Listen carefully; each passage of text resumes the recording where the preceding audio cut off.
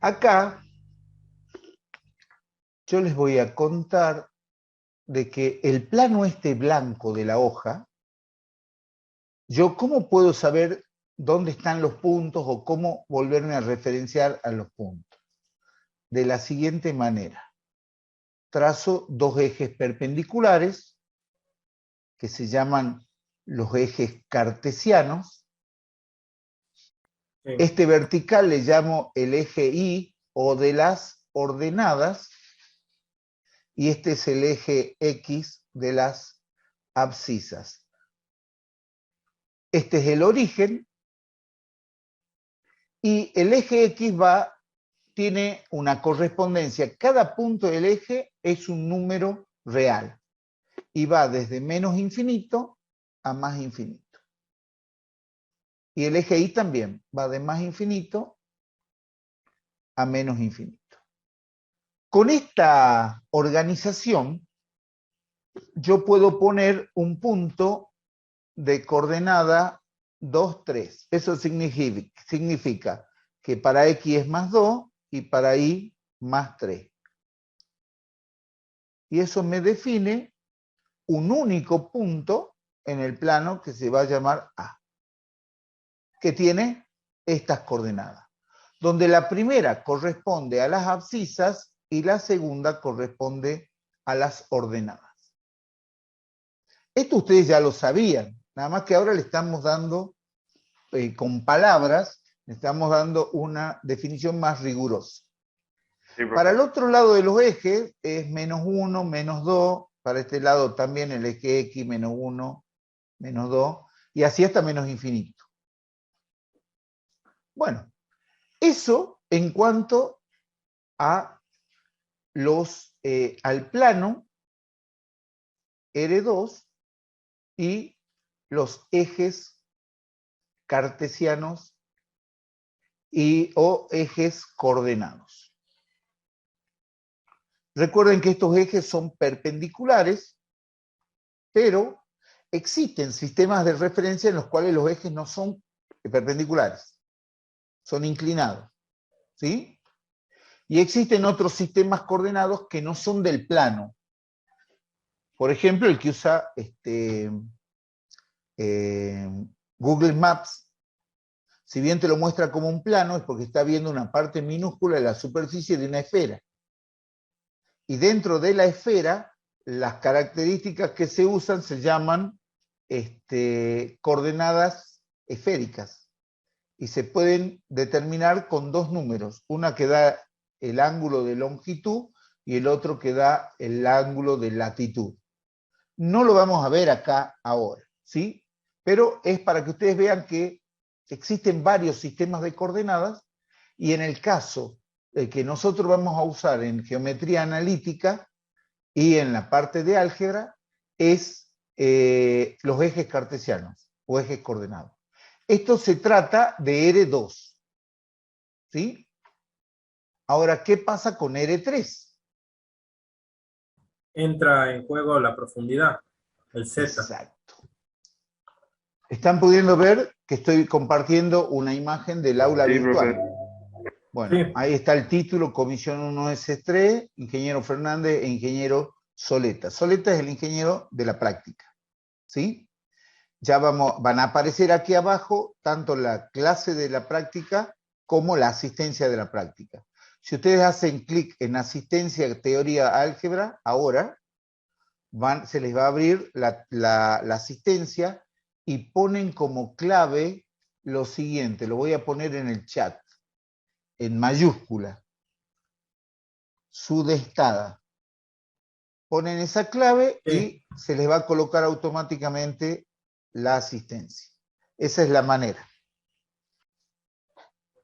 Entonces ahora lo que nosotros vamos a ver es la recta en R2. Vamos a poner unos ejes cartesianos y vamos a poner una recta. Entonces, este es el eje Y, que es las ordenadas, el eje X, que es las abscisas, el origen, Y tienen, esta recta tiene lo siguiente. Tiene una inclinación respecto del eje X positivo con un ángulo alfa. Y tiene un punto en que corta el eje de la Y en Y igual a B. Eso se llama ordenada al origen. Una recta en R2 es una ecuación que es una ecuación en dos variables, o sea, X, Y, es polinómica y es de primer grado. ¿Por qué? Porque X está elevado a la 1 y está elevado a la 1. ¿Se entiende? Es lo que se llama lineal. O sea que es un polinomio lineal en X y Y. Eso significa geométricamente una recta en R2. Ahora, esto que va acá, geométrico, que tiene una analogía matemática, esta analogía matemática es lo que se llama geometría analítica. Y la geometría analítica tiene una correspondencia de geometría gráfica. Nos conviene, para entender qué hace cada cosa, tener siempre una imagen geométrica gráfica de lo que estamos haciendo matemáticamente, que es la geometría analítica. ¿Se entiende? Sí. Buenísimo. Entonces ahora yo les cuento que esta se llama forma general. La forma general es esta, que está puesta como polinomio, ¿sí? La forma general es para manejarla en forma analítica. No tiene ni el valor de A, ni el valor de B, ni el valor de C en caracteres mayúsculas, no tienen ningún significado geométrico. Pero si nosotros usamos la forma explícita es de la siguiente manera. Y igual a mx más b, donde b tiene un significado geométrico que es la intersección de la recta con el eje y, o le llaman término independiente. Y esta m se llama la pendiente. ¿Qué es m? Si las escalas del eje x y del eje y son iguales, corresponde m a la tangente de alfa. Nosotros medimos el valor con un semicírculo, el valor de ese ángulo alfa, lo medimos respecto de la parte positiva del eje X. Ese alfa es el mismo que está acá. Entonces, esa inclinación está dada por la tangente del ángulo, que es un valor real que se llama m.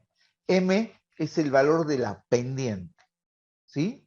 Entonces, en la forma explícita, las dos variables x y están acompañadas de dos constantes. Una es m, que es la pendiente, y b, que es la ordenada al origen.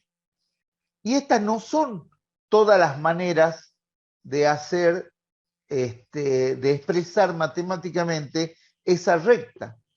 Hay otra, si bien este segmento se llama B, a este lo vamos a llamar A, desde el origen hasta el corte de la recta con el eje de las X, pero ese A es negativo, ¿no?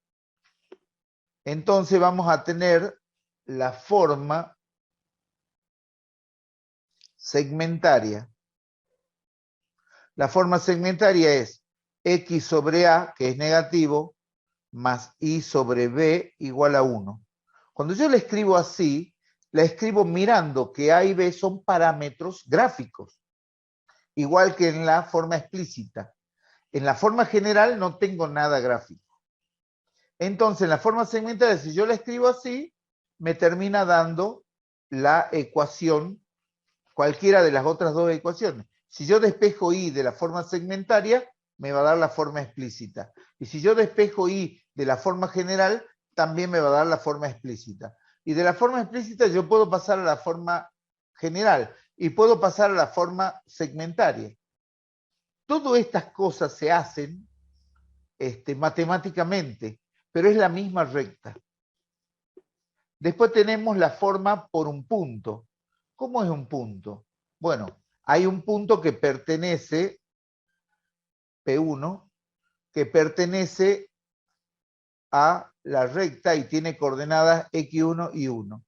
¿Qué significa? Significa que si yo pongo el valor de x1 en x, acá, y pongo el valor de y1 en y, la igualdad se va a verificar porque es un punto que pertenece a la recta. Entonces, matemáticamente lo que hace es verificar la igualdad en la ecuación.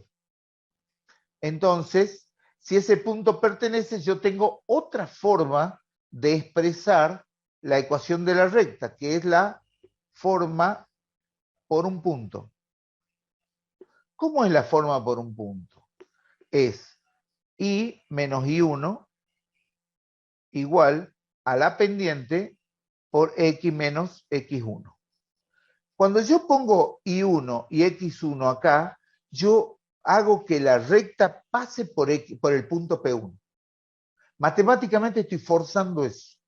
Y la pendiente M la tengo que sacar de otro lado. O sea, yo aquí sigo necesitando dos datos, P1 y M. Pero P1 está compuesto de dos datos, X1 y 1. Entonces, con esos dos datos geométricos, yo puedo escribir la ecuación de la recta con la forma de un punto. Y hay otra forma más todavía, que es la forma por dos puntos. La forma por dos puntos es que yo en la misma recta tengo dos puntos cualesquiera. Le llamamos P0, X0 y 0. O sea que esto es X0 y esto es Y0. Las coordenadas del punto P0. Entonces, ¿cómo escribo esa recta? Si tengo dos puntos, al tener dos puntos ya no necesito la pendiente, porque los dos puntos me definen la pendiente. La fórmula queda así, y menos y1 igual a y0 menos y1 sobre x0 menos x1. Y acá es x menos x1. Aquí he tomado x1 como el punto pivot, al cual obligo a la recta a pasar por ese punto. Y el P0 lo uso para definir junto con el P1 este valor que es la pendiente M. ¿Cómo se justifica esto? Bueno, tendríamos que borrar esta página y vamos a... Esto va a quedar grabado en el video, ¿no? Y vamos a volver a poner acá y menos y1 igual a y0 menos y1 sobre x0 menos x1 y todo esto por x menos x1. Esta es la recta, la forma por dos puntos. Y analíticamente nosotros tenemos una recta y dentro de la recta tenemos dos puntos, P1 y P0. Sabemos que la abscisa de P0 es x0 y la abscisa de x1 es de P1 es x1 y los y de la misma manera.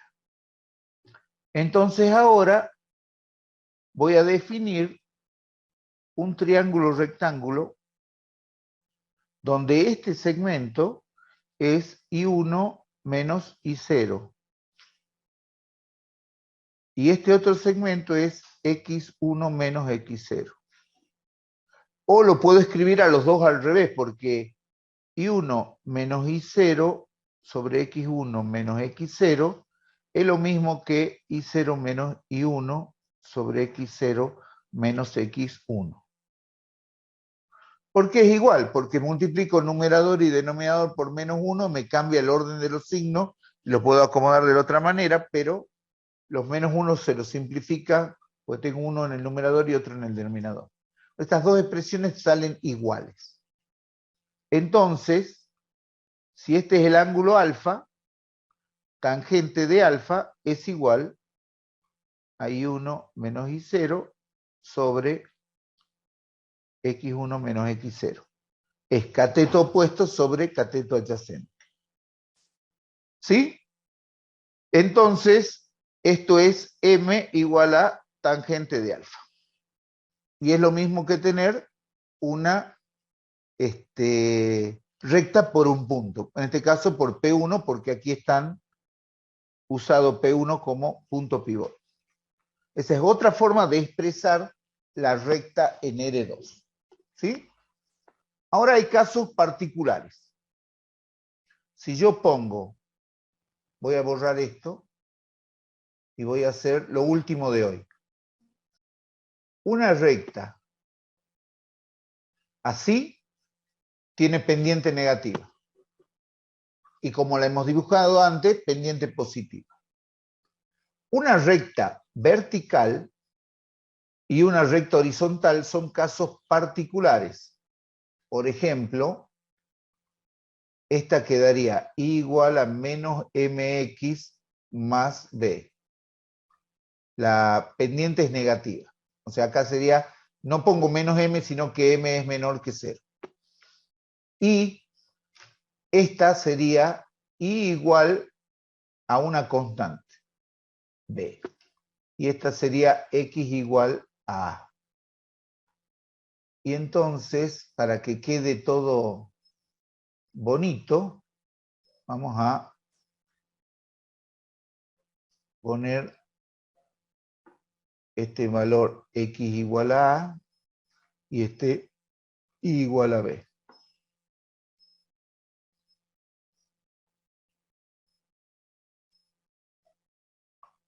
¿Se entiende? Sí. Bueno, con esto ya tienen sabido todo lo que es R2, recta en R2. ¿Está?